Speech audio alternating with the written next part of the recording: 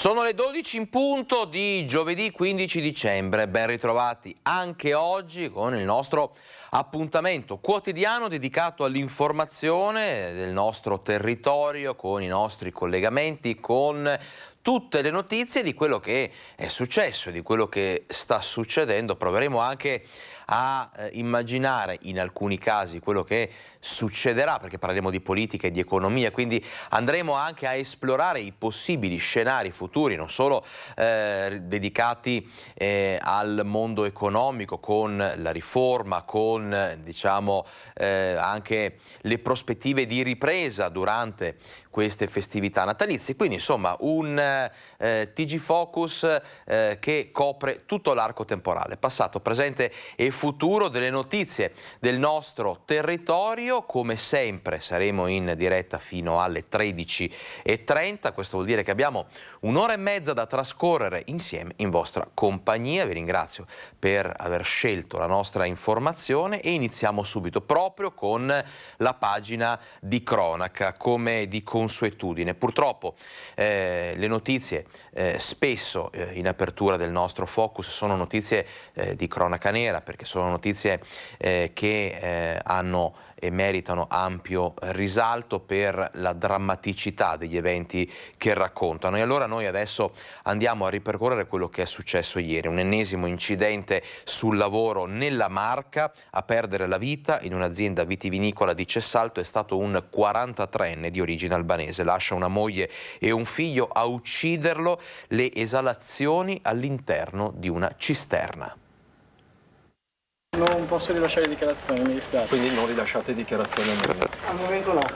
Non c'è nessuna voglia di parlare alla Corvezzo Huayna di Cessalto, teatro dell'ennesimo incidente mortale sul lavoro nella Marca. Qui tra i vigneti e le cantine di Via Palù, Dritan Mekai, 43 anni, era uno di casa, esperto vignerista. A ucciderlo, stando alla prima ricostruzione a ridosso del mezzogiorno, delle esalazioni all'interno di una cisterna in acciaio in autoclave utilizzata per lo stoccaggio del vino. Inutili tentativi di rianimazione da parte degli operatori del SUEM 118, subito raggiunti dallo Spisal, dai vigili del fuoco di Motta di Livenza e dai carabinieri per tutti i rilievi del caso. C'è da capire come un operaio così esperto sia morto tanto atrocemente. Dritan lavorava da anni alla Corvezzo Winery, il cui patron Renzo è stato presidente del Calcio Treviso. Era sposato con una connazionale e padre di un bambino di 11 anni. Lo stesso sindaco che si mette a disposizione della famiglia parla di un uomo perfettamente integrato. Dagli inizi degli anni 90, insomma, non era difficile vederlo passeggiare per il paese con il figlio, quindi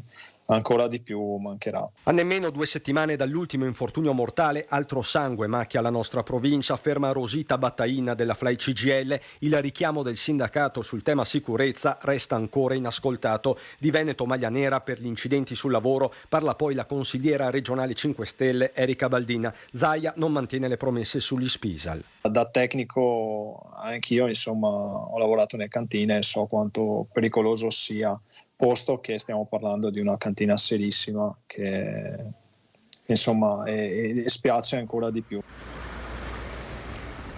Adesso la stretta attualità: incidente all'alba lungo la strada regionale 10 a Monselice, 3 persone sono rimaste ferite. Iniziava ad albeggiare alle 6 lungo la variante della strada regionale 10 nel comune di Monselice quando si sono scontrati un furgone e 2 auto. 3 le persone rimaste ferite, liberate dai mezzi incastrati grazie all'intervento dei vigili del fuoco che hanno lavorato a lungo nell'estrazione di un giovane. Sul posto anche i sanitari del SUEM che hanno preso in carico i 3 feriti, tutti trasportati in ospedale. Sulla regionale 10 è intervenuto anche il personale dell'ARPAV a causa dello sversamento del gasolio contenuto in una tanica all'interno del furgone. Per circa 3 ore sono state operative deviazioni al traffico da parte di carabinieri e polizia locale. Ancora incidenti sulle strade del Veneto. A Monticello Conte 8 perde il controllo dell'auto e finisce in un fossato, fortunatamente illesa la conducente. Monticello Conte 8. Era notte, da poco passate le 3:30, quando una donna alla guida di un'auto in via Parmesana perde il controllo e finisce in un fossato, incastrandosi tra la strada e il muretto di un'abitazione. Illesa la conducente al volante. Nello schianto invece è danneggiato il palo del telefono accanto alla carreggiata, messo poi in sicurezza dai vigili del fuoco arrivati dalla stazione di Vicenza. Sul posto anche i carabinieri. Adesso parliamo di incendi. Ieri, e tra poco riepilogheremo quello che è successo, eravamo collegati in diretta con il nostro Christian Arboit che ci ha mostrato le immagini e insomma i vigili del fuoco al lavoro nella fabbrica nell'azienda Segafredo, insomma, che è stata parzialmente danneggiata dalle fiamme. Adesso però parliamo di un devastante incendio a Piove di Sacco, distrutto dalle fiamme il capannone di una carpenteria. I vigili del fuoco hanno iniziato ad operare alle 5 in via Svegliato Piove di Sacco. Tra le fiamme scoppiate in questo capannone stavano bruciando circa 300 metri quadri occupati da materiale di carpenteria. Nessuna persona è rimasta ferita. Sul posto hanno operato i pompieri del distaccamento di Abano Terme della sede centrale con 2 autopompe, 2 autobotti, un mezzo di supporto e 12 operatori. Lo spegnimento è iniziato dall'ex stalla adibita ora a magazzino. Le cause dell'incendio sono al vaglio dei tecnici dei vigili del fuoco. Come vi dicevo, mattinata di paura, di allerta, poi fortunatamente tutto è stato circoscritto, è stato come dire ridimensionato anche l'allarme. Comunque è stata una mattinata senza ombra di dubbio di lavoro per i vigili del fuoco a Casale sul Sile per l'incendio alla Segafredo Zanetti. La popolazione è stata temporaneamente invitata a rimanere in casa. Riepiloghiamo quello che è successo ieri nel servizio proprio del nostro Christian Arboit.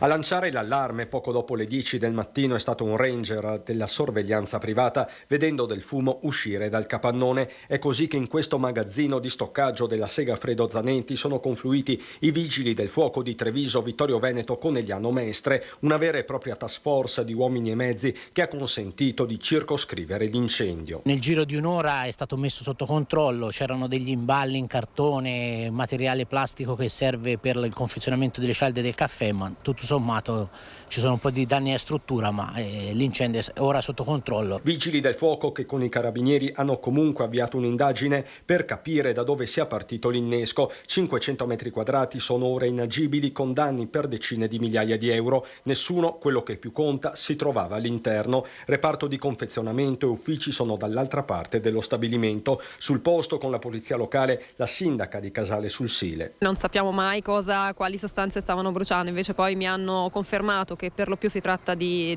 imballaggi di cartone, però prudenzialmente comunque ho chiesto alla cittadinanza di restare in casa e di chiudere le finestre.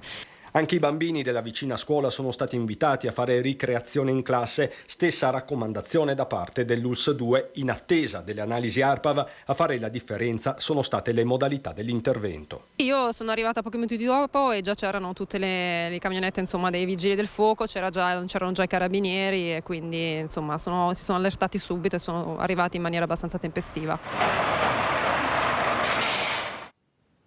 Restiamo in argomento perché fortunatamente migliorano le condizioni delle 3 persone intossicate l'altro ieri a Dosson di Casier, 2 donne di 50 anni e una ragazza 14enne, tutti di origine filippina, che sono uscite in tempo dall'appartamento invaso dal fumo dopo l'incendio scoppiato nel garage di una palazzina di via Don Sturzo. Resta tuttora il problema dell'inagibilità dello stabile. Allora noi abbiamo raccolto le parole del sindaco Carraretto, che poi lancia un appello importante ai cittadini.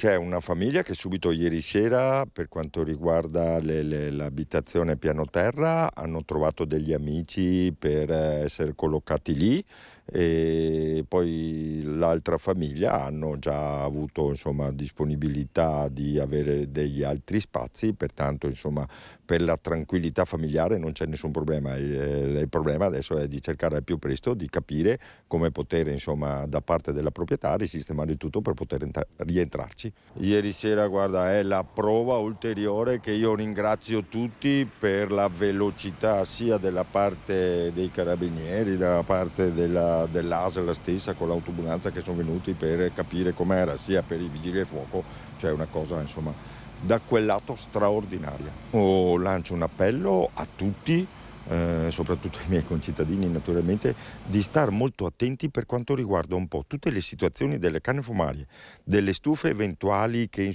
per qualche motivo non potrebbero essere a norma, ma soprattutto in questo periodo di star molto attenti per tutti quegli addobbi che potrebbero avere all'interno, che magari sono o non sono idonei perché rimangano accesi nel momento in cui sono via. Dunque mi raccomando, spegnete tutto se andate via da casa.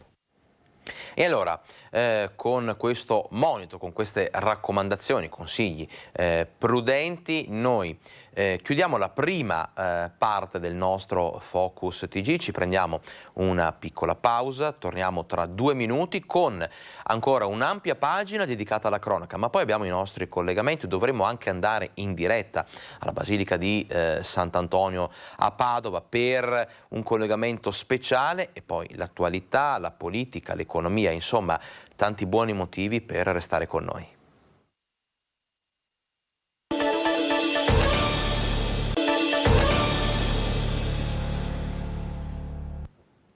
Ben ritrovati in diretta con Focus TG, come vi preannunciavo prima della pausa, noi andiamo avanti con la cronaca che ci porta a Schio, dove una 28enne è stata denunciata dai carabinieri e accusata di aver rubato nella casa di un'anziana.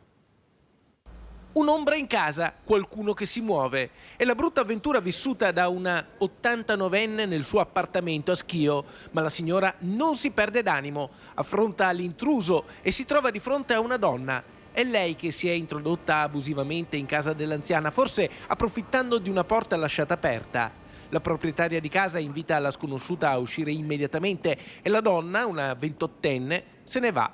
Purtroppo, subito dopo, la vittima si accorge che dalla propria camera da letto sono stati portati via oggetti d'oro per un valore di 1.000 euro. Ma ancora una volta la signora non si perde d'animo e senza perdere tempo chiama immediatamente i carabinieri ed è la scelta giusta. Sì, perché grazie alla tempestività con cui la vittima agisce, i militari accorsi sul posto sviluppano subito le indagini. Grazie anche alla puntuale descrizione fornita dalla signora viene identificata la presunta ladra. Si tratta di una donna di origine padovana che, nonostante la giovane età, ha già alle spalle diversi precedenti di polizia per reati contro il patrimonio. C'è da chiedersi, semmai, come si possa intervenire a livello legislativo per evitare che in Italia chi ha precedenti continui a portare avanti condotte illegali. In questo caso la 28enne è stata denunciata in stato di libertà.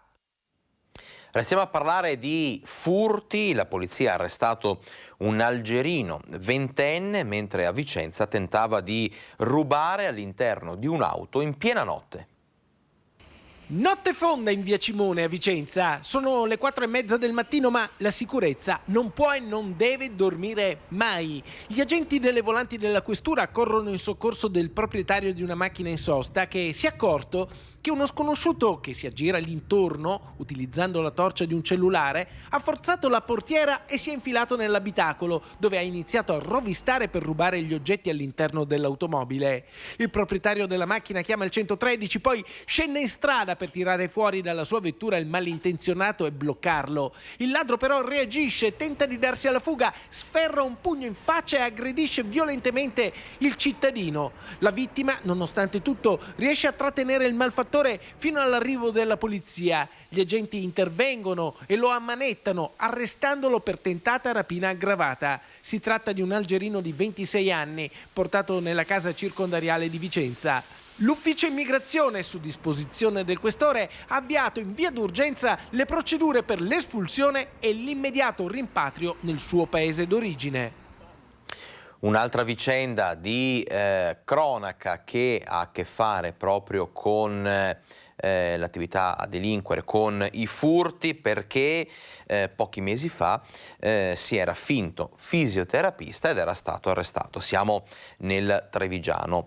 Questa persona poi però è tornata in azione, stavolta trasformandosi, con tutte le virgolette del caso, in infermiere per derubare ancora un anziano a Treviso. Quindi prima si era finto fisioterapista, poi infermiere. Un 54enne è stato quindi individuato dalla polizia grazie a un agente della squadra mobile fuori servizio. Riepiloghiamo tutto nel prossimo servizio che lanciamo adesso. Sono un infermiere, se vuole le controllo battito e pressione e ho appena finito di visitare alcuni anziani. Prima carpire la fiducia della vittima, poi derubarla, mascherandosi con la rispettabilità della professione medica e agendo su un tasto delicato come la salute. Era il meccanismo del 54enne veronese che la squadra mobile di Treviso è riuscita a individuare e denunciare grazie alla prontezza di un agente fuori servizio. Un malvivente arrestato soltanto pochi mesi fa, tornato libero e nuovamente in azione. Il raggiro la mattina del 7 dicembre in via Tomitano. Il finto infermiere individua la sua vittima, un 75enne, e simula l'uscita da un condominio. Ho appena visitato alcuni pazienti anziani in questa palazzina. Se vuole posso controllare anche lei battito e pressione. Un volto rassicurante, parole gentili, il pensionato ci casca e appena l'uomo gli tasta il polso e il collo spariscono un braccialetto e una collana d'oro. Poi di fretta se ne va e corre verso l'auto, partendo in velocità. Non sa però che un agente della squadra mobile libero dal servizio ha appena visto la scena e si è insospettito annotando la targa dell'auto. Il controllo è rapido. La stessa vettura appartiene a un 54enne già arrestato mesi prima perché, stavolta fingendosi fisioterapista, aveva avvicinato un 90enne in cimitero tentando di strappargli la collanina. Il volto del malvivente è stato poco dopo riconosciuto anche dal 75enne derubato in via Tomitano. Così è scattata la denuncia per furto pluriaggravato. E una discarica abusiva è stata scoperta dalla Guardia di Finanza di Padova in zona industriale. All'interno erano stoccati rifiuti pericolosi, tra i quali 16 bombole di gas.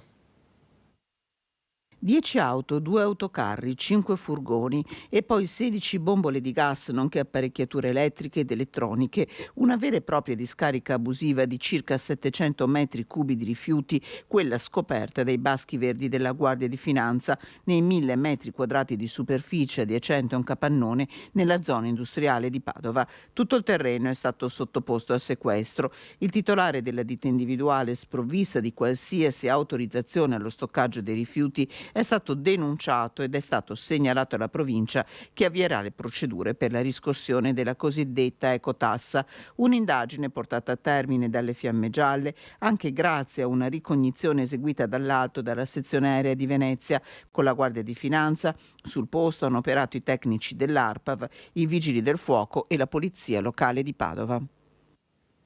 Evasione fiscale, quindi continuiamo a parlare di attività di monitoraggio, controllo e di interventi operativi della Guardia di Finanza. In questo caso si tratta delle Fiamme Gialle di Schio, che hanno eseguito 10 misure cautelari a persone che avevano cercato di sottrarsi al pagamento delle imposte per centinaia di migliaia di euro. Vediamo.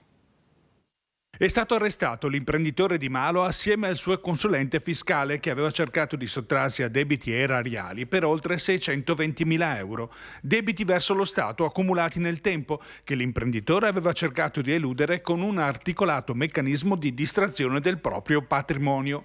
Coinvolte inoltre altre 8 persone, tra cui un avvocato e altri 2 consulenti fiscali, ai quali sono state imposte misure interdittive professionali. Una frode fiscale che ha determinato un sequestro preventivo per oltre 1.400.000 euro.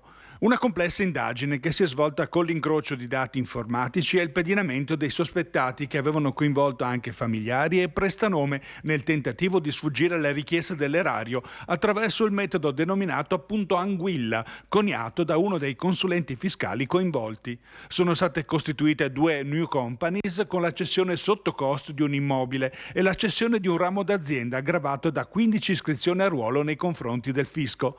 Avviata anche una procedura di cooperazione internazionale per operare il sequestro di fondi in Bulgaria e Austria. Tra le attività illecite degli indagati anche l'indebita percezione di contributi a fondo perduto per il contrasto all'emergenza Covid per circa 35.000 euro, gonfiando il fatturato medio del 2019. Coinvolti anche i reparti delle Fiamme Gialle di Verona e Treviso per 4 perquisizioni nei confronti dei 10 indagati, accusati a vario titolo per i reati di sottrazione fraudolenta al pagamento delle imposte, ricettazione e indebita percezione di erogazioni pubbliche. Ai 2 arrestati il GIP ha concesso gli arresti domiciliari.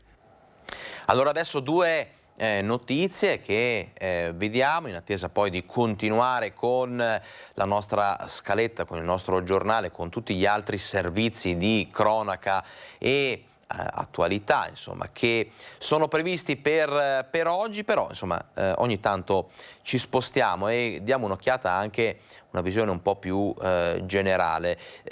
Sono arrivati proprio poco fa i dati di una ricerca Istat sulla popolazione italiana, con anche chiaramente la proporzione per quello che riguarda la popolazione veneta. Sono dati che in genere l'Istat pubblica ogni anno in questo periodo e sono i dati sul censimento permanente. Bene, la popolazione censita in Italia ammonta a 59.030.133 residenti, in calo, e questa è una prima notizia perché poi questo calo corrisponde anche a un calo demografico poi locale, in calo rispetto al 2020 con 206.000 nascite o comunque persone in meno residenti nel territorio italiano nell'ultimo anno.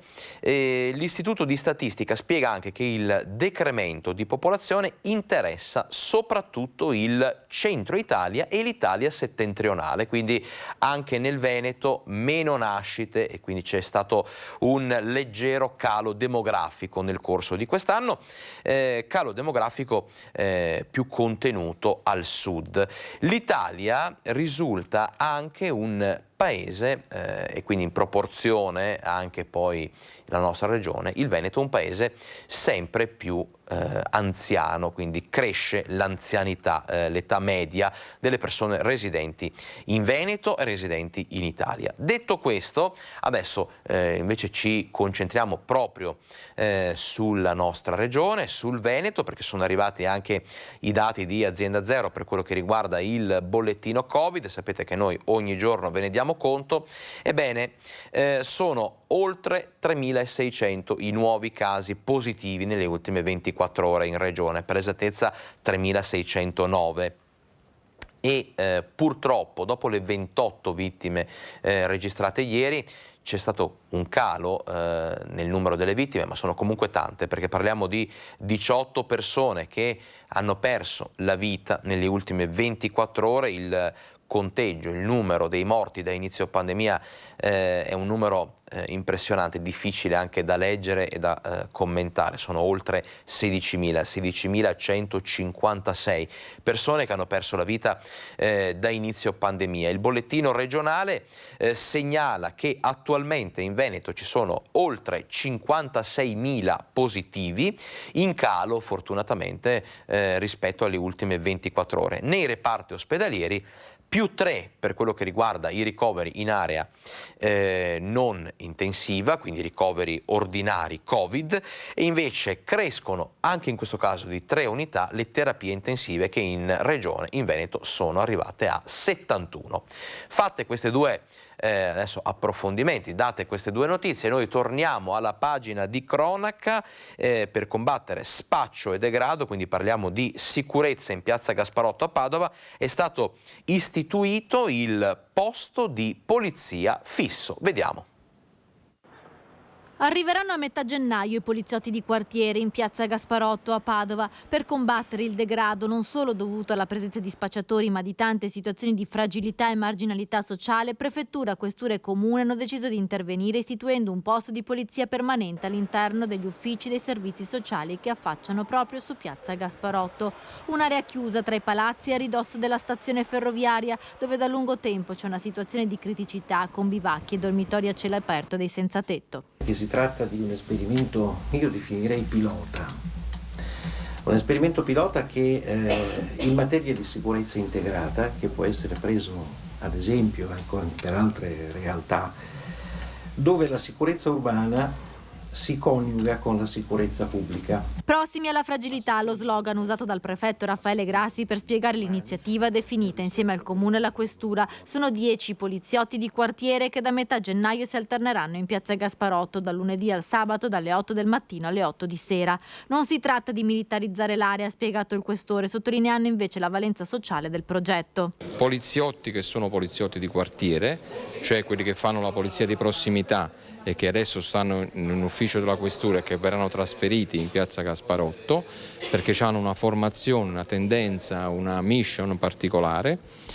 che è fatta di dialogo e appunto di interazione con la comunità, e la sede che è quella dei servizi sociali del Comune. Il posto di polizia sarà un appoggio anche per i vigili e le pattuglie delle forze dell'ordine. A me fa male vedere certe cose, devo dire, sotto l'aspetto umano, della gente che dorme nel freddo a 4 gradi, a 0 gradi, oppure che si fa la doccia fredda, non è possibile, noi siamo a Padova e giustamente c'è uno spirito di umanità che deve essere diverso, non tanto per il Natale è tutto l'anno. Bisogna dare una mano a chi è fragile, a chi è in difficoltà. Il Comune inoltre ha in programma di rivitalizzare la piazza grazie ad un contributo di 25.000 euro vinto dai servizi sociali per mettere in campo progetti di riqualificazione attraverso eventi culturali.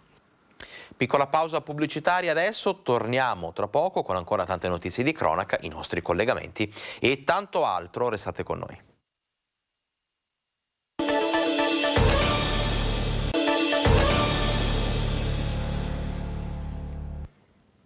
12:30, siamo in diretta, ben ritrovati nel nostro Focus TG.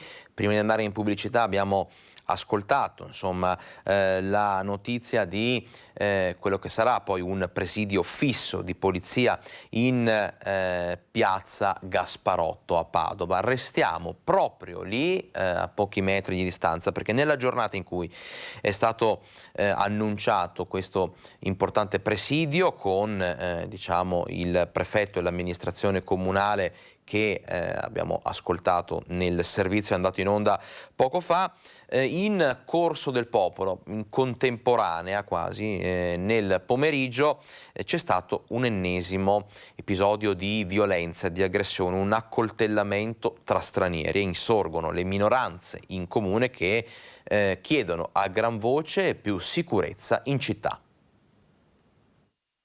Agita un coltello, lo brandisce, prima minaccia, poi colpisce un uomo e una donna che gli sono accanto. Sono le 18 di mercoledì, Corso del Popolo a Padova, nell'ora del rientro a casa di residenti e pendolari diretti verso la stazione. In 2 finiscono in ospedale con ferite leggere. Le indagini dei carabinieri permettono di rintracciare poche ore fa tutti gli attori di questo ennesimo episodio di criminalità.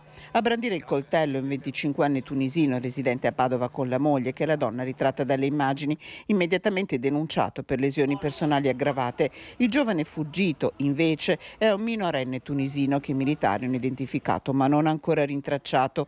Un episodio di violenza che riapre una ferita in città a cui poche ore fa l'amministrazione Giordani aveva dato una risposta con l'attivazione, con prefetto e questore, di un presidio fisso a ridosso di Corso del Popolo in piazza Gasparotto.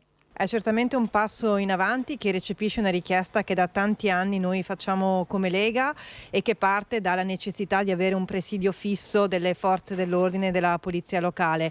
Del resto non dimentichiamo che noi abbiamo chiesto la questura in stazione. Esasperati i residenti della zona, continua il consigliere Mosco. Continuano a chiederci aiuto i residenti che abitano in zona stazione, in Corso del Popolo, che hanno paura della loro incolumità, della propria e anche quella dei figli, così come anche le tante donne, come quella di ieri che ha rischiato di essere accoltellata, o come il turista che solo qualche settimana fa è stato preso a bottigliate passando dalla stazione in centro storico. Questa situazione per noi è insostenibile. Voltiamo pagina, ma restiamo in città, restiamo a Padova, perché si terranno sabato nella parrocchia di Santo Stefano di Brusegana a Padova i funerali di Simone Ponzoni. Lo ricorderete, il 19enne caduto nella tromba delle scale è morto dopo 5 terribili giorni di agonia. Riposerà a Padova nel cimitero maggiore dopo il funerale che si terrà alle 10:30 di sabato nella parrocchia di Santo Stefano d'Ungheria a Brusegana Simone Ponzoni, il 19enne morto dopo una rovinosa caduta dalle scale. Di origine etiope, Simone viveva con il padre in via Marostica nel quartiere Armistizio di Padova dopo l'infanzia trascorsa dai 4 anni a Galta di Vigonovo. Il 5 dicembre il tragico incidente. Simone, che stava risalendo le scale per rientrare a casa, è caduto da un'altezza di 10 metri, rovinando a terra. Il suo cuore ha lottato per 5 giorni fino ad arrendersi sabato scorso. La procura archivia il caso sulla morte di Chloe Bianco, il suicidio, lo ricorderete, della docente veneziana transgender morta nel rogo della sua roulotte nel Bellunese. Nessuna responsabilità o istigazione al suicidio. La tragedia fu il risultato di una libera scelta. Così la procura di Belluno, che ha archiviato il caso sulla morte di Chloe Bianco e il secolo Luca Bianco, la docente transgender di 58 anni di Marcon, deceduta lo scorso giugno nel rogo della sua roulotte parcheggiata tra Auronzo e Misurina. La tragica morte dell'insegnante infuocò quei mesi di inizio estate con proteste di piazza organizzate dalla comunità LGBT, dalle famiglie arcobaleno, dalla rete studenti medi. Da Treviso a Venezia, qui manifestanti chiesero le dimissioni dell'assessore regionale all'istruzione Elena Donazzan, finita nel mirino degli odiatori seriali, con minacce e insulti via social rivolti a lei e ai suoi familiari. L'assessore era stata accusata di essersi accanita contro la docente che nel 2015 si presentò all'Istituto Scarpa Mattei di San Donà di Piave, dove insegnava in abiti femminili, annunciando agli studenti che quella avrebbe dovuto essere per tutti la sua nuova identità. Un annuncio che colse di sorpresa i ragazzi e i genitori, che si rivolsero proprio all'assessore all'istruzione perché prendesse una posizione. Donazzan definì gli attacchi nei suoi confronti una strumentalizzazione politica di una tragedia, ribadendo in più occasioni che il tema della sessualità è un fatto privato da rispettare, ma la scuola non può essere un luogo in cui ci si presenta vestiti da donna da un giorno all'altro senza preparare la classe. Le modalità scelte per quel coming out portarono alla sospensione di 3 giorni della docente, che vide il suo ricorso rigettato dal giudice del lavoro. Dopo 2 anni Chloe Bianco lasciò l'insegnamento. È da lì che forse si innescò un vortice di smarrimento, solitudine, che la stessa insegnante raccontò in un blog, fino al tragico epilogo e alla decisione di farla finita. Chi scese in piazza in quei giorni di giugno vide un collegamento tra la sua vicenda personale e le conseguenze che vi furono, la successiva depressione e il suicidio, ma oggi la procura di Belluno ha scritto la parola fine in questa drammatica vicenda. Adesso parliamo di sanità. C'è un dato che emerge dal nuovo rapporto del Banco Farmaceutico. Pensate che in Italia sono 390.000 le persone che non riescono a curarsi a causa di problemi economici, persone per le quali anche comprare una semplice aspirina diventa impossibile proprio perché insomma si trovano in una situazione economica di grande difficoltà. Parallelamente a questa emergenza, che appunto è un'emergenza economico-sociale, c'è anche un altro tipo di problema che si sta palesando in maniera sempre più frequente e sempre più importante, ovvero la mancanza di farmaci da banco e di antibiotici. La situazione è molto preoccupante, dicono da Farmacie Unite, e invitano i cittadini per i prossimi giorni a fare delle piccole scorte di medicinali. È vero che c'è una carenza di farmaci, sono farmaci comuni, si va dal farmaco base, l'ibuprofene, le marche, il Moment, il Nurofen, le marche che tutti conosciamo, specialmente nella formulazione per bambini. Nello sciroppo è stato mancante per moltissimo tempo, è ricomparso in questi giorni, si prevede che potrà di nuovo avere difficoltà ad essere trovato. Si passa da alcuni antibiotici addirittura all'amoxicillina in sciroppo. Molti in questi giorni, alle prese con l'influenza stagionale, andando in farmacia per acquistare un semplice antipiretico, si saranno sentiti dire che c'è una carenza di medicinali da banco, ma anche di antibiotici. Le farmacie finora erano sempre riuscite a far fronte all'emergenza di richieste, soprattutto nel periodo invernale, con i casi di influenza in aumento. Ma quest'anno la situazione è diversa. La guerra in Ucraina ha conseguenze anche sulla produzione dei medicinali, ad iniziare dai principi attivi. Molti farmaci provenivano dall'Ucraina o da laboratori legati a processi di realizzazione collegati all'Ucraina. Poi sembra banale, ma c'è una carenza anche nell'approvvigionamento di bottigliette, di tappi. Il picco dell'influenza atteso tra fine anno e i primi giorni di gennaio, insieme ad un conflitto destinato a durare ancora a lungo, potrebbero aggravare ulteriormente la situazione. La preoccupazione è elevata. A livello del Ministero della Salute è stata attivata una commissione con la quale tutte le farmacie e anche Farmacie Unite, segnalando in maniera tempestiva quali sono i principi attivi e i farmaci che sono carenti. Nessuna corsa all'accaparramento, ma da Farmacie Unite un consiglio ai cittadini. Per questi 15 giorni, per chi ha bambini, per chi ha persone anziane, tenere quei 2-3 farmaci che di solito si dovrebbero tenere in casa. Oltretutto le industrie chiudono, per cui quello che è in circolazione sul mercato è nelle farmacie e una volta che venisse a mancare veramente diventa un problema. Qualche giorno fa vi abbiamo informato, raccontato della situazione nell'ULSS 7 Pedemontana per quello che riguarda l'aumento dei casi Covid, dei ricoveri per l'influenza e degli accessi al pronto soccorso. Adesso andiamo a vedere come stanno andando le cose a Padova. L'influenza stagionale sta per raggiungere il suo picco, lo testimoniano le centinaia di accessi giornalieri al pronto soccorso pediatrico dell'azienda ospedaliera di Padova. I bambini sono la fascia più colpita non solo dall'influenza ma in genere dai virus respiratori, soprattutto i più piccoli. Perché i bambini di fatto sono la popolazione che non ha una memoria di contatti precedenti con i virus influenzali e frequenta le comunità e quindi facilmente è soggetta a questa infezione. I bimbi ammalati sono tantissimi, in minima parte sviluppano conseguenze gravi, ma nei primi 13 giorni di dicembre i ricoveri in pediatria sono già stati 25, 3 di questi in terapia intensiva. Abbiamo già superato in termini numerici il numero di ricoveri per influenza rispetto a tutti quelli che abbiamo avuto nel mese di novembre, a dire che c'è proprio una grande impennata dei ricoveri. In pediatria sono stati riaperti anche gli ambulatori container per consentire di isolare i bambini influenzati e quelli positivi al Covid.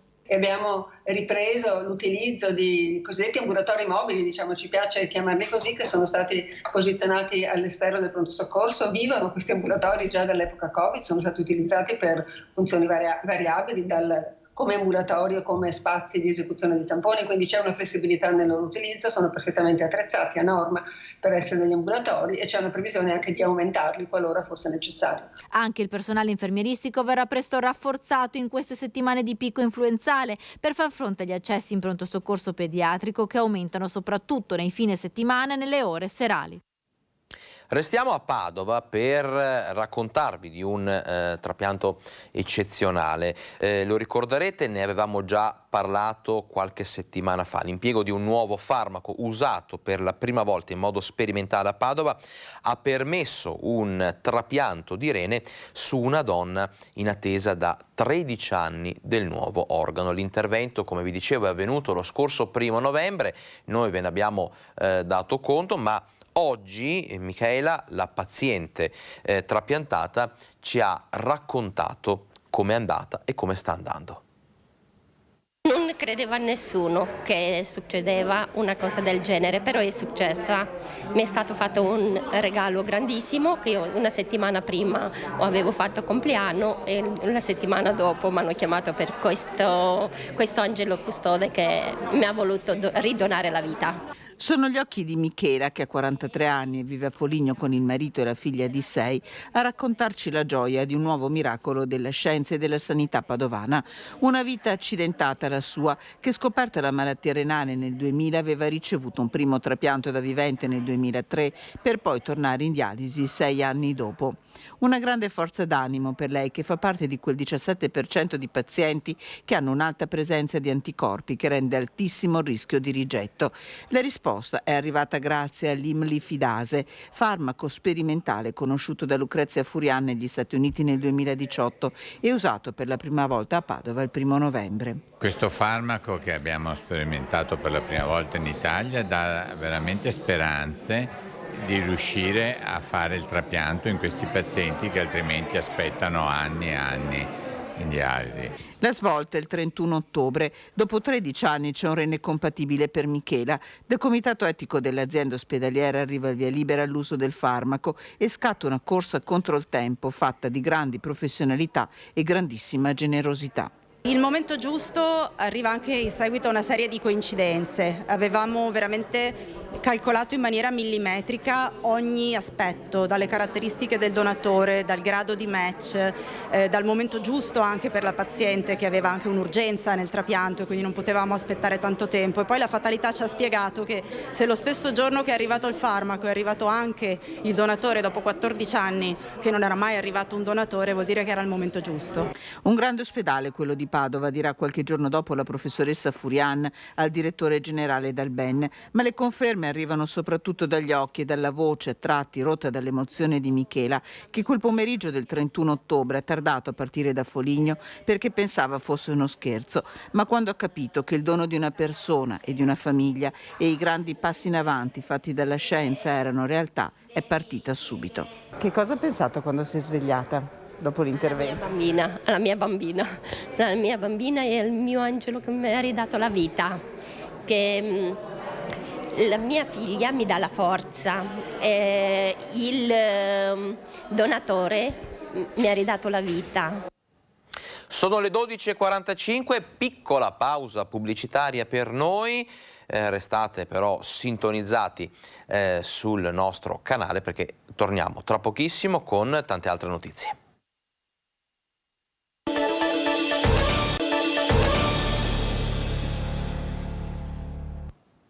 Ben ritrovati in diretta con il nostro Focus TG. Abbiamo aperto qualche minuto fa la pagina dedicata alla sanità. Continuiamo a parlare di medicina, in questo caso di medici di medicina generale, perché c'è questa singolare forma di protesta pacifica che vedrà e sta vedendo ambulatori a lume di candela per tutti i medici di medicina generale di Padova, ma non solo, perché è un'iniziativa diffusa in tutto il territorio, una protesta, dicevamo, pacifica che vuole lanciare un messaggio importante.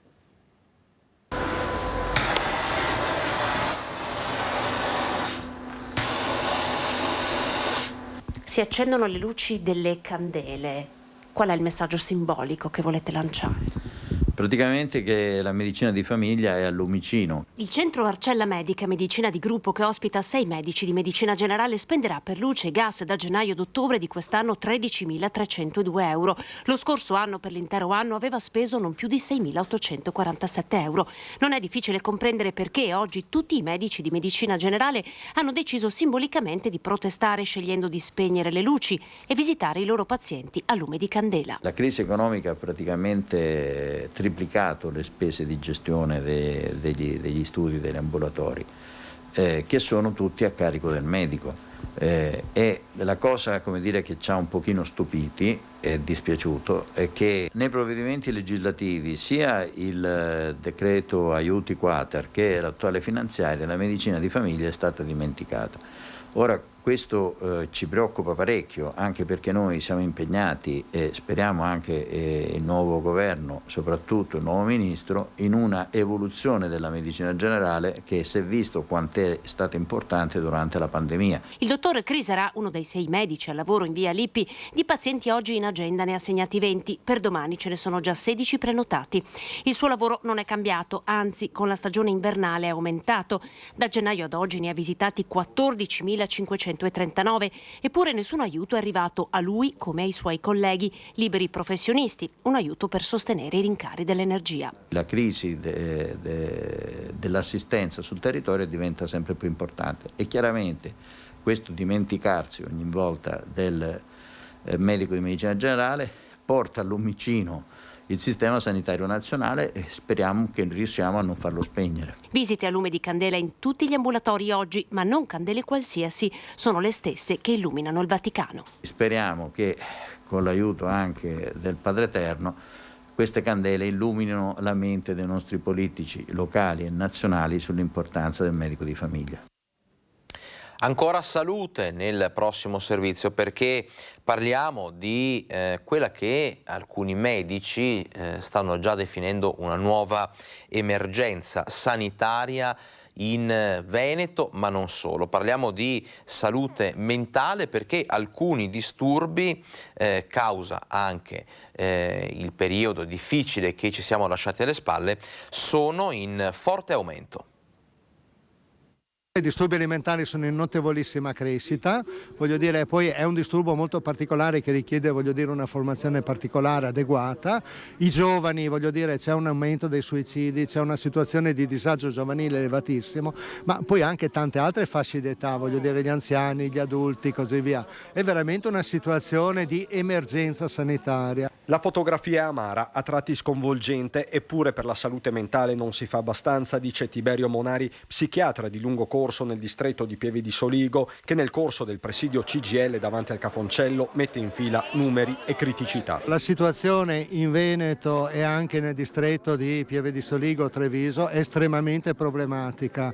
Allora, un dato: il Veneto è una della terzultima regione come investimenti nella salute mentale, investe 2,23% sulla salute mentale. Se investisse il 5% dovrebbe investire 150 milioni di euro all'anno in più. Questione di risorse, ma soprattutto di personale. La carenza di professionisti resta il vero nodo da sciogliere, eppure si assiste a un paradosso. Nel 2021 c'erano 30 posti nella specializzazione di psichiatria a Padova, è stati ridotti a 20, 25 a Verona, stati ridotti a 18, allora mi dico, ma che gioco stiamo facendo? La cronaca dell'ultimo anno, ricorda lo stesso Monari, è stata contrassegnata da fatti estremi. C'è stato un omicidio anche recentemente, voglio dire, di un ragazzo che ha ucciso la madre, voglio dire, sono state altre situazioni così. Ma poi, al di là di questi eventi eclatanti, sono tantissime sofferenze da parte dei pazienti e dei familiari, che voglio dire, è incredibile che non si prendano dei provvedimenti su questa cosa. Monari ne chiede uno in particolare. Assumere anche quelle figure, ad esempio gli psicologi, di cui, voglio dire, il mercato, tra virgolette,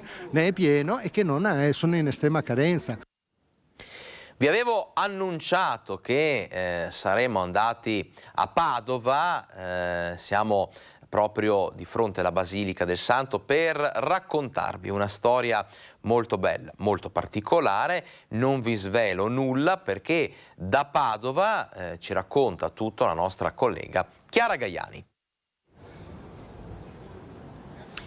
Buongiorno Alex, buongiorno a tutti i telespettatori. Con questa bellissima immagine della Basilica del Santo vi raccontiamo quella che può essere una sorta di ultima ideale tappa del pellegrinaggio di Antonio 2022, che tra l'altro Rete Veneta vi ha raccontato quotidianamente da giugno fino ad ottobre. Sono con noi Fra Giovanni Milani, che è il responsabile della Peregrinazio delle Reliquie di Antonio, e Alberto Friso, che ha che ha controllato, ha progettato tutto questo splendido cammino, insomma, che vi abbiamo raccontato. Perché? Perché ieri all'udienza generale in Sala Nervi a Roma i pellegrini di Antonio 2022 hanno potuto incontrare e anche portare qualche omaggio proprio a Papa Francesco. Fra Giovanni e Alberto Friso erano proprio tra questi pellegrini. Che grande emozione è stata, Fra Giovanni, questa? Sì, una grandissima emozione.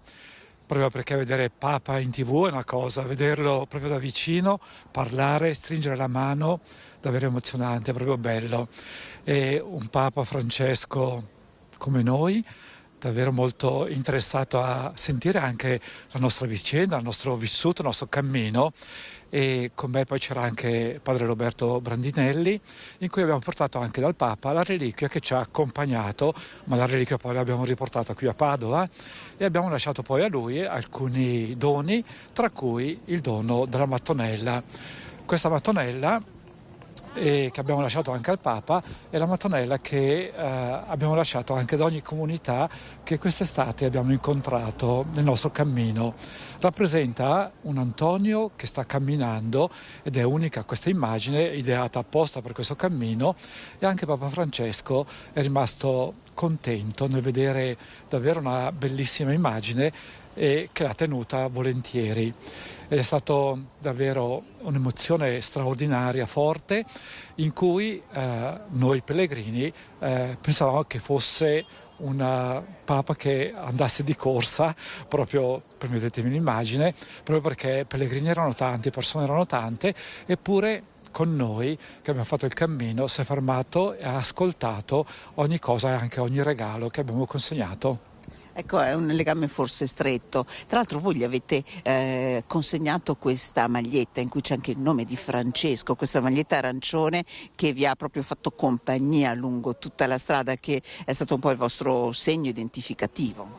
Sì, la maglietta arancione che ci ha contraddistinto ha il nome di Francesco, in effetti non è quello di Papa Francesco ma di San Francesco nel 800° dell'incontro con Sant'Antonio, ma a Roma, lì in Vaticano, di fronte a lui si è colorata di un altro significato, Sant'Antonio che incontra Papa Francesco. Inoltre la maglietta ha quelle 92 tappe di quest'estate e le altre 16 dell'anno scorso, e anche quello è stato un modo, dando a lui la maglietta, per consegnare alla Chiesa, al vicario di Cristo, successore di Pietro, tutto il bene che abbiamo ricevuto e tutte le preghiere che abbiamo raccolto per tutta l'Italia. Equivalmente i pellegrini hanno compiuto 3 milioni di passi, ma è un Antonio che riprende a camminare, quello dopo la pausa forzata della pandemia, quello un po' che è stato portato anche ieri a Roma e che domani andrà a Trieste.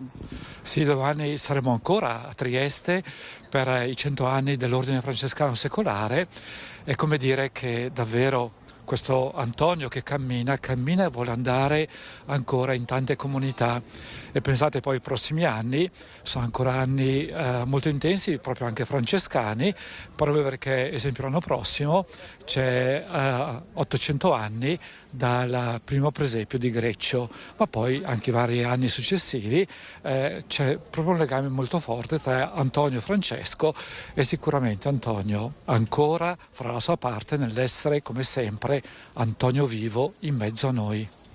Un'ultima domanda, Antonio, 2022 non si è esaurito, avete ancora molte idee, Alberto Friso.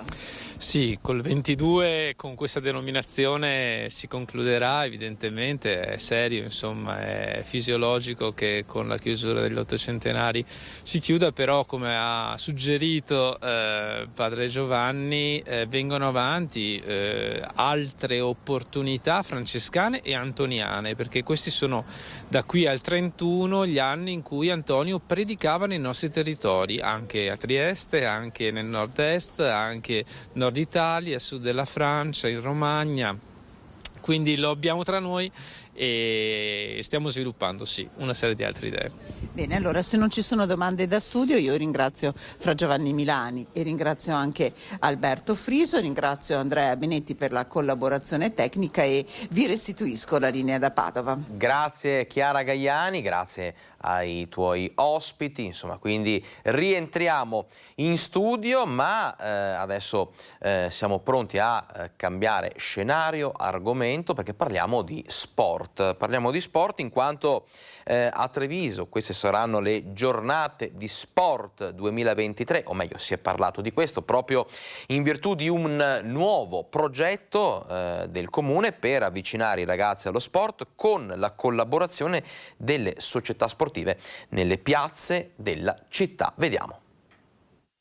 Siamo convinti che la forza dello sport di trasmettere valori debba essere portata a tutti, deve essere fatta vedere a tutti e deve essere fatta vedere soprattutto laddove in determinate giornate, soprattutto in fine settimana, i giovani si incontrano, a volte anche con qualche criticità. Presentato dal Comune di Treviso il progetto Giornate di Sport 2023, iniziativa che propone l'interazione tra sport e intervento sociale di recupero del disagio giovanile nelle principali piazze del Comune di Treviso. Noi abbiamo visto che molto spesso in occasione di particolari eventi di piazza, anche chi non era particolarmente interessato si è avvicinato e quindi ha cominciato a guardare con interesse, a vedere con interesse una disciplina sportiva che magari invece non avrebbe mai visto o non avrebbe mai frequentato. Quindi è importante portare lo sport in piazza ed è particolarmente importante portarlo laddove vi sono molti giovani. Loggia dei Cavalieri e Piazza Borsa nel corso del fine settimana dei mesi a venire e a tutto il 2023 verranno messe a disposizione delle associazioni sportive per promuovere le varie discipline e per coinvolgere i ragazzi all'avvicinamento delle varie attività sportive. Anche dovessimo attrarre 1 o 2 giovani su 100 che dalla piazza, dalla frequentazione delle strade vanno a frequentare i campi e le palestre, sarebbe per noi un grandissimo successo. Allora, queste le buone intenzioni, le prospettive incoraggianti per un 2003 dove lo sport sarà ancora più protagonista, sport che lo sappiamo tutti, insomma, ha vissuto momenti difficili fra il 2020 e insomma i primi mesi anche di quest'anno, pandemia e quant'altro. I problemi insomma sono stati trasversali per tutte le realtà associative. Ebbene, adesso però lo sport, come tanti altri comparti, sta vivendo un'altra emergenza, quella dei costi. I costi di gestione, i costi delle bollette. Per quello che riguarda proprio questo aspetto, rimangono a volte anche insormontabili i problemi per ad esempio le palestre e per chi cerca di assicurare la continuità delle attività sportive. Quindi bisogna fare i conti con questo, ma anche con le nuove tendenze che attirano i giovani che vogliono fare sport. Vediamo. Il caro bollette rimane uno dei grandi nodi da risolvere per le società sportive che devono far fronte a spese di gestione e mantenimento dell'attività. Tuttavia si tende a non spalmare sugli iscritti a queste attività i costi lievitati dovuti ai recenti aumenti e alcuni sport sono di gran lunga più penalizzati di altri. Il problema va diviso in due blocchi in sostanza, perché ci sono le società sportive che hanno le convenzioni, cioè gestiscono gli impianti e a loro spetta anche il pagamento delle bollette.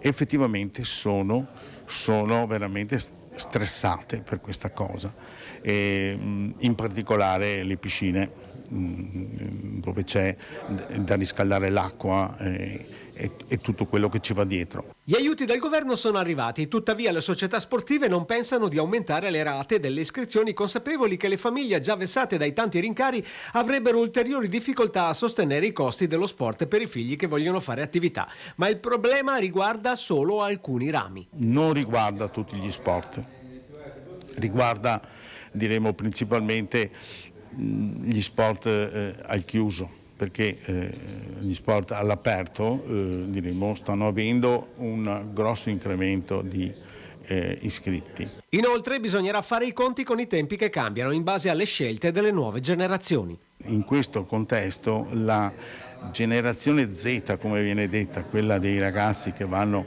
dal 2000 al 2010, così, preferiscono fare uno sport destrutturato, gestito da loro direttamente e non iscrivendosi a qualche società sportiva. Adesso ci prendiamo la nostra ultima pausa pubblicitaria, restate con noi, a tra poco.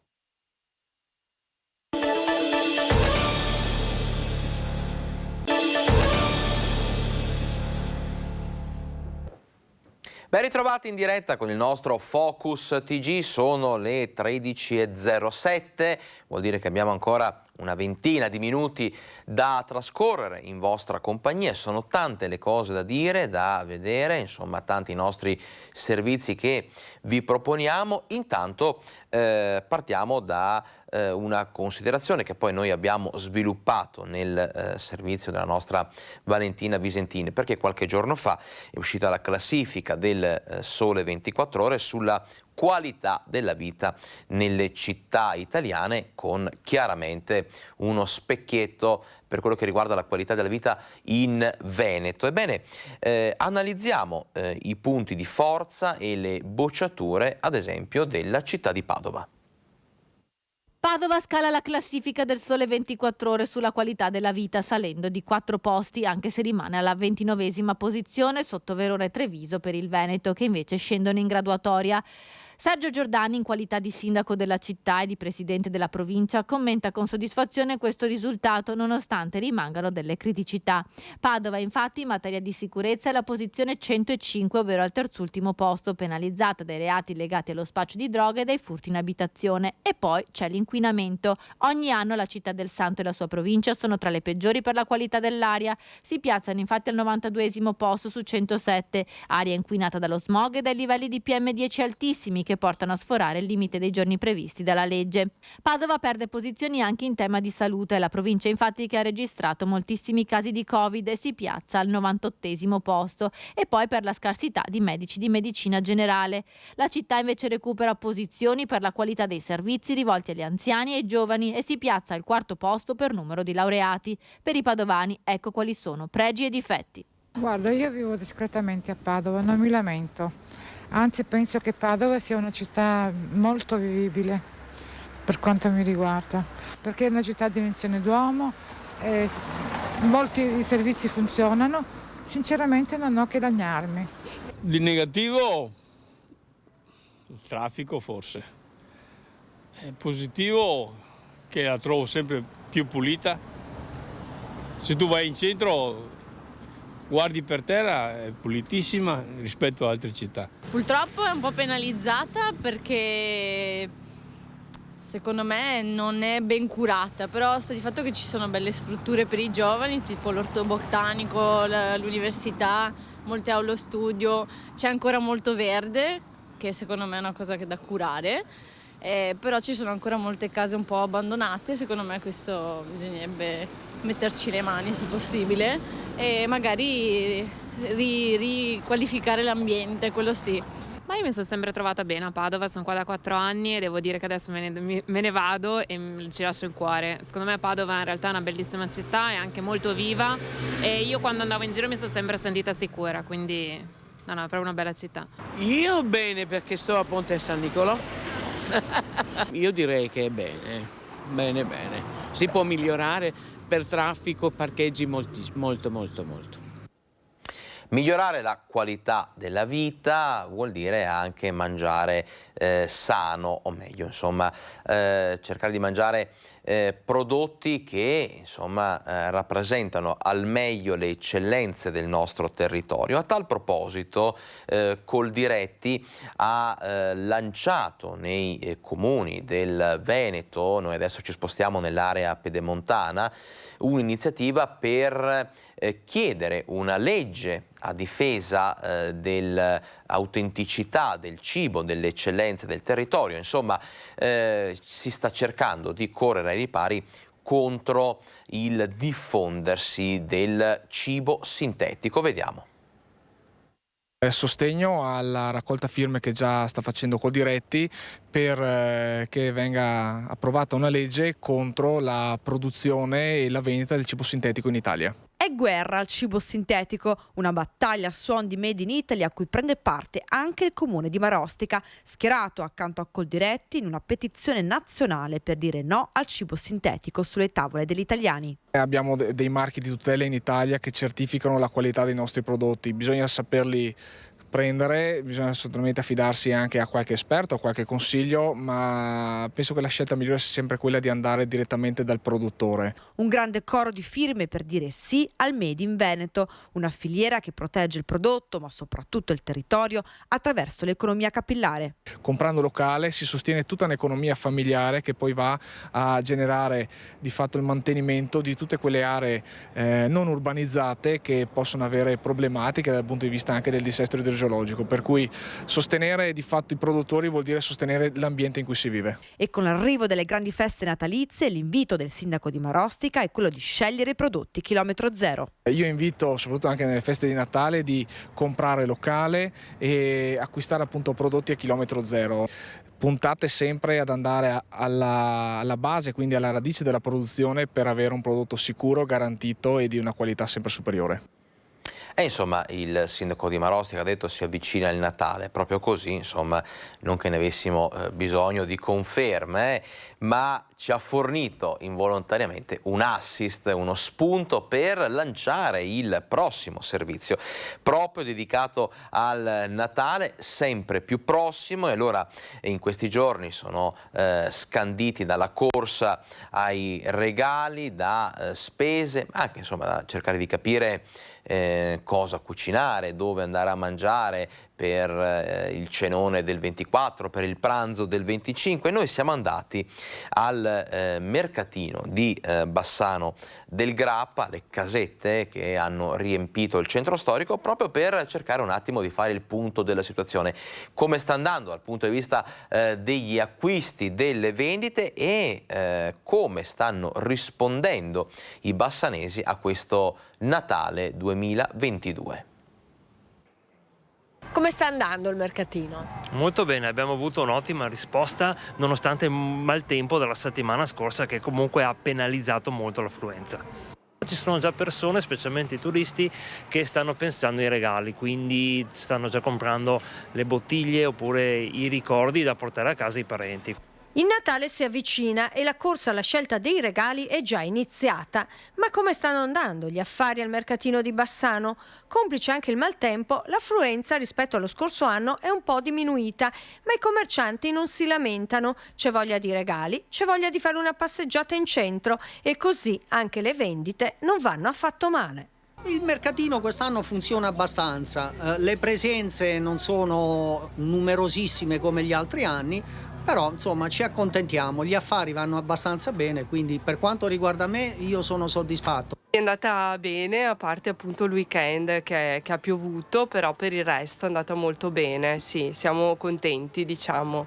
La gente che cosa chiede? Cerca regali, cerca dei prodotti da portare a casa? Esatto, cerca comunque prodotti naturali. Sta andando bene, ringraziamo a Dio, molto bene.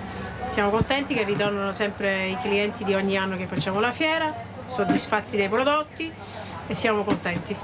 Confidiamo nel bel tempo, nel continuare a lavorare con il nostro stile, con la nostra professionalità, e sicuramente verremo premiati da una risposta del pubblico. Da Bassano a Vicenza, dove è stato allestito come un mini villaggio nordico il cortile di Palazzo Cordellina, dove insomma, verrà ospitato Babbo Natale. Babbo Natale ama tutti i bambini e noi lo vogliamo quest'anno a Palazzo Cordellina. Abbiamo allestito la poltrona per Babbo Natale, che si deve sedere e ricevere le letterine dei bambini, un bellissimo albero, tra l'altro tutto decorato a mano, e una casetta. È tutto pronto nel cortile di Palazzo Cordellina per raccogliere Babbo Natale e i bambini che vorranno consegnargli personalmente la letterina con i propri desideri. L'assessorato alla cultura di Vicenza ha allestito un mini villaggio nordico per ambientare questo magico incontro. La Biblioteca Bertoliana, padrone di casa, inoltre omaggerà i piccoli partecipanti con un dono per sottolineare l'importanza della lettura a tutte le età. Noi daremo a loro questo piccolo cadeau, questo piccolo dono, che è un libro che potranno prendere, entrare nella casetta che noi abbiamo allestito per Babbo Natale, prendersi un libro, portarlo a casa, e questo sarà una piccola ricompensa anche di essere venuti in biblioteca e non solo ad incontrare Babbo Natale. Restiamo in clima natalizio perché sabato nella chiesa di San Francesco, siamo a Treviso, il 53esimo concerto di Natale del coro Stella Alpina sarà l'ultima volta per il maestro Diego Basso, che lascerà la direzione. Dopo 32 anni il maestro Diego Basso lascerà il coro Stella Alpina di Treviso. L'annuncio viene dato alla presentazione del 53esimo concerto di Natale che ci sarà sabato nella chiesa di San Francesco a Treviso. Dicevo ieri sera ai ragazzi nell'ultima prova che quando avranno bisogno io ci sarò e ci sono sempre. Lascio la direzione perché la mia vita e la mia carriera artistica mi porta altrove e il coro ha bisogno di un direttore stabile. Sono sereno, lascio un coro che canta bene, con un direttore che ha già fatto, Davide Furlan, che ha già fatto per molti anni il mio vice, quindi c'è una continuità assoluta e quindi sono sereno, anche se l'emozione è grande e un po' di tristezza c'è. Tanti anni anni insieme non si cancellano, ma gli impegni incombono e anche se fino all'ultimo i suoi allievi hanno sperato ad un ripensamento, la decisione del maestro rimane, insieme ai ricordi e una trasparente emozione. È un concerto forse il più difficile della mia carriera, credo, no? Perché, sai, anche già ieri sera, facendo la strada da Castelfranco a Treviso, ti passano le immagini di 30 anni davanti. E passeranno 30 anni di concerti, sono credo 1 migliaio che ho fatto con loro, quindi sabato passeranno veramente 30 anni di concerti e di emozioni e infatti dicevo anche ai ragazzi, mi raccomando, guardiamoci perché sabato non sarà un concerto facile, della concentrazione sarà difficile, un'emozione, poi San Francesco, 53 concerti di San Francesco di cui ne ho fatti 33. Storie e aneddoti si raccontano tra il maestro Basso e il sindaco Mario Conte, che per molti anni ha fatto parte del coro Stella Alpina. Io sono nato dentro il coro Stella Alpina e sono nato anche con i racconti dei vecchi del coro Stella Alpina, che erano discoli tanto quanto l'attuale sindaco e l'allora corista del coro Stella Alpina. Quindi insomma il coro, tutti i cori sono fatti di canto, di amicizia, di convivialità, ma anche di tanta solidarietà. Quindi se è vero che ci siamo tanto divertiti, è altrettanto vero che abbiamo cantato e abbiamo aiutato tante persone. L'appuntamento per il concerto di Natale è per sabato 17 dicembre nella chiesa di San Francesco a Treviso. E grande successo ha riscosso la prima tappa di Campioni di Vita, con oltre 500 studenti a lezione proprio dai campioni dello sport. Oltre 500 gli studenti delle superiori oggi al Teatro Corso per seguire 3 grandi atleti italiani di livello mondiale. L'iniziativa #Campioni di Vita ha l'obiettivo di sensibilizzare i ragazzi e ragazze su come affrontare le sfide nello studio, nello sport e nella vita in generale. Il titolo è Campioni di Vita, campioni quindi nello sport, ma soprattutto nella vita quotidiana, quella di tutti i giorni. Sul palco Onei Tappia, medaglia di bronzo ai recentissimi Giochi Paralimpici di Tokyo nel getto del peso e nel lancio del disco per non vedenti, e la velocista Oksana Corso, argento mondiale sui 100 e 200 metri alle Paralimpiadi di Londra e detentrice del record mondiale sui 400 metri di velocità. Con loro anche Andrea Lucchetta, campione del mondo con la nazionale di volley, e Adriano Panatta, tra i migliori tennisti italiani di sempre. Sono degli esempi per i ragazzi. Sicuramente, i ragazzi ne usciranno sicuramente migliorati dopo questa esperienza. L'incontro con questi campioni dello sport mondiale paralimpico rappresenta il modo migliore per comprendere come un limite nella diversità si possa trasformare con tenacia e volontà in potenzialità, permettendo grazie a una forte motivazione e alla valorizzazione dei talenti di arrivare a traguardi e vittorie speciali. Con la forza di volontà e con l'ottimismo si arriva ovunque, ha ribadito Onei Tappia. Perché nel loro percorso troveranno anche delle difficoltà e che ci sono anche dei modi in cui si possono affrontare queste difficoltà e quindi non abbattersi davanti alla prima situazione. Credere in se stessi, avere un sogno rende tutto più facile, anche il raggiungimento di vittorie insperate, ha detto Oksana Corso ai ragazzi. Penso che in realtà, al di là delle medaglie, il più grande risultato è riuscire a fare dei piccoli passi per la propria vita e per la propria persona. Dopo la prima tappa il tour toccherà altri 4 capoluoghi italiani. L'attenzione che i ragazzi hanno messo qui all'interno di queste 2 ore e mezzo che abbiamo trascorso insieme è la cosa più bella, perché vuol dire che queste generazioni, se noi abbiamo una chiave emotiva, empatica, acquisiscono per la loro crescita sportiva, ma soprattutto umana come individui. Voltiamo pagina, parliamo adesso di lotta al bostrico. Ebbene, il PD, per voce di Giacomo Possamai, incalza la Regione affinché si intervenga su questo problema. Il PD incalza la Regione nella lotta contro il bostrico, un nemico da combattere subito perché a rischio ci sono i boschi e il paesaggio dell'altopiano e non solo. Dopo la mozione presentata dal Partito Democratico a febbraio, il capogruppo PD del Veneto, Giacomo Possamai, torna a chiedere un intervento immediato per risolvere o arginare il problema. Il bostrico è una vera e propria emergenza, è un parassita che rischia di fare più danni di vaglia e di distruggere i nostri boschi più di quanto non ne abbia fatto la tempesta. Per questa ragione serve agire presto, lo chiediamo da tanto tempo alla Regione Veneto, serve in particolare rendere più veloci le procedure di esbosco e quindi gli interventi sugli alberi che sono ammalorati. Serve per questo rendere i comuni soggetti attuatori in modo tale che possano gestire direttamente le procedure e che che il tutto possa essere fatto velocemente, perché è tutta una questione di tempo. In alternativa va nominato un commissario, come era avvenuto per Vaia. Di sicuro le cose non possono restare così, ne va dell'integrità dei nostri boschi che già erano stati piagati e piegati dall'emergenza Vaia. È un problema enorme qui in altopiano, ma è un problema in tantissimi territori montani della nostra regione. L'abbiamo presentata in bilancio, ma lo ripresenteremo anche nelle prossime settimane nelle successive discussioni. Serve un intervento forte, serve che la regione prenda in mano la questione. Tornano a casa le spoglie mortali di Papa Pio X che saranno esposte a Riese, suo paese natale, nel santuario della Madonna delle Cendrole. Per noi è un momento storico, ci stiamo lavorando da anni e per la prima volta nella storia Pio X ritornerà nel suo paese natale. Tutto parte da una frase che lui ebbe a dire alla partenza per il conclave nel 1903: o vivo o morto tornerò. Il compimento di una profezia, un ritorno a casa atteso, quello dei resti mortali di San Pio X, a 120 anni esatti dall'elezione al soglio pontificio di Giuseppe Melchiorre Sarto, nato nel 1835 in questa umile abitazione di Riese. Secondo di 10 fratelli, una famiglia umile e povera, quella di Giuseppe, bepi per tutti. Una persona straordinaria che rivelò le sue doti fin da bambino, sorretto dalla fede incrollabile della famiglia e in particolare di mamma Margherita. Patriarca di Venezia nel 1903, alla morte di Leone XIII partirà per il conclave dove il 4 agosto salirà al soglio pontificio con il nome di Papa Pio X. Il nulla osta alla peregrinazio delle sue spoglie è arrivato grazie al lavoro della diocesi di Treviso, della Fondazione Sarto e della parrocchia di Riese. Un legame indissolubile quello di Papa Sarto con la sua terra. Memorabile nel 1901 la benedizione alla statua della Madonna con il bambino, la Madonnina, posta sulla cima del Monte Grappa.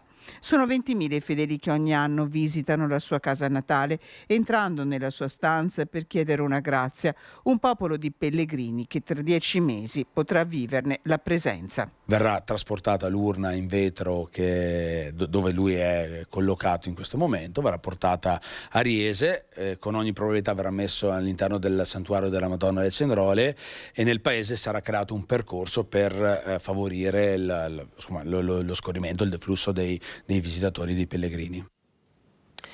Odissea finita per una famiglia di Pozzoleone, siamo nel Bassanese, che si era rivolta a noi di Rete Veneta per chiedere aiuto, in quanto insomma isolata, senza telefono, senza linea telefonica.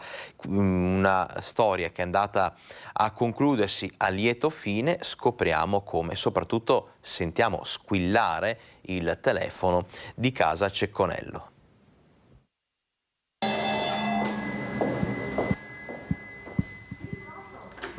Pronto? Ciao, ciao. Sì, stamattina. Sì, stamattina presto lei arriva. Buon, tutto a posto. Grazie a te e a Rete Veneta. Ciao, ciao. Dopo 1 mese e mezzo finalmente suona il telefono a casa sua. Sì. Contenta, signora? Tanto. Finalmente è finita l'odissea del telefono non funzionante in casa Cecconello. Allora signora, stamattina sono arrivati finalmente gli operai. Dopo 1 mese e mezzo, si arrivai. Ecco, e torniamo a suonare le campane, adesso che si arrivai. Ma è tutta una burocrazia, perché scarica barili uno con l'altro e non va bene una roba del genere. Un'attesa davvero troppo lunga per questa famiglia di anziani di Pozzoleone, anche perché è bastata 1 ora di lavoro per ripristinare la linea e rendere nuovamente attivo il telefono di casa. Gli ha preso il filo nuovo da là a là e dopo che ha cambiato anche il filo interno dentro in casa, ecco. E dopo ha finito, ha fotografato tutto il lavoro che ha fatto, io ho attaccato qua e dopo col telefono ho telefonato dentro, vedere se funzionava tutto. E adesso che il telefono squilla, resta però aperta un'altra questione, quella del risarcimento per un servizio che non è stato erogato per 1 mese e mezzo. Adesso mi vedo che manda una lettera che non pago il mese prossimo. Non pago a Boita il mese prossimo. Mi ha detto qualcosa fuori stamattina che non stava a pagarlo. Salutiamo così la famiglia Cecconello, felici di poter vedere la signora Vanna al telefono mentre saluta i suoi parenti. Buona notizia anche a Marostica per quello che riguarda il Teatro Politeama. Dopo 18 anni Marostica e il Bassanese stanno per riavere il Teatro Politeama. Sipario pronto ad alzarsi a giugno dopo un lungo impegno che ha visto in prima fila il sindaco Matteo Mozzo, l'onorevole Germano Rachella e la ministra Erika Stefani. Ieri sera il progetto è stato presentato alla cittadinanza, riscuotendo tanti apprezzamenti. Ieri sera finalmente la grande serata di presentazione del progetto definitivo esecutivo che è andato in gara con la ditta già assegnata. Adesso le ultime battute con gli accordi con la ditta durante le vacanze di Natale per confermare la data di inizio lavori, che comunque sarà nelle prime settimane di gennaio. Cosa prevedono i lavori? Come sarà il nuovo Politeama? Sarà il teatro della comunità e soprattutto verrà completato con tutte le nuove tecnologie. Sono stati fatti numerosi accorgimenti dal punto di vista tecnico, soprattutto per migliorare al massimo l'acustica e la visibilità in ogni posto della struttura. Stiamo parlando di circa 380 posti, qualcosina di più poi se contiamo anche i soppalchi del secondo piano, e finalmente avremo anche a Marostica una struttura in grado di accogliere un numero così importante di cittadini. Il completamento dei lavori è previsto in 6 mesi, quindi partenza a gennaio e 6 mesi e poi inaugurazione.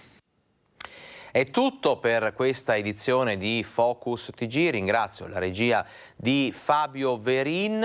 Per oggi la chiudiamo qui, ma l'appuntamento è per domani, mi raccomando, puntuali alle 12. Grazie.